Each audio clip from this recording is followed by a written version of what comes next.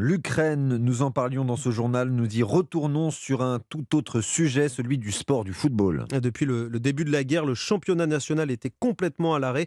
Eh bien, il a repris aujourd'hui. Bonsoir Colin Abgral. Bonsoir. Une reprise forcément particulière, hein. Particulière et surtout forte en symbolique, puisque le match d'ouverture opposait le Shakhtar Donetsk, capitale du Donbass, région revendiquée par la Russie, et le métalliste Kharkiv, ville désormais tristement célèbre, meurtrie par les bombardements russes depuis le début de l'année. Le match s'est déroulé à Kiev, dans le stade olympique, et s'est soldé par un match nul. C'est une reprise très particulière, car parfois, en plein match, la guerre reprend ses droits. Écoutez. Сразу все, с трибун все, пожалуйста, бомбоубежище.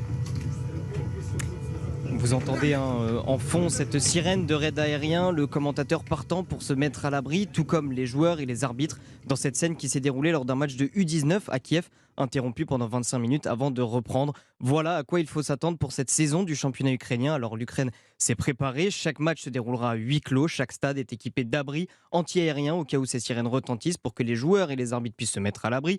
Il faut préciser également que toutes les rencontres se dérouleront à Kiev ou dans l'ouest du pays, loin des zones de guerre. Malheureusement, certaines équipes manquent à l'appel. C'est le cas de Mariupol, ville tombée aux mains des Russes, ou encore de Tcherniv, située au nord de Kiev, à la frontière biélorusse, dont le stade a lui été totalement rasé par les bombardements. Merci Colin. Et puis à noter que le Dynamo Kiev joue ce soir en match de barrage de la Ligue des Champions. Les Ukrainiens affrontent le Benfica, coup d'envoi à 21h.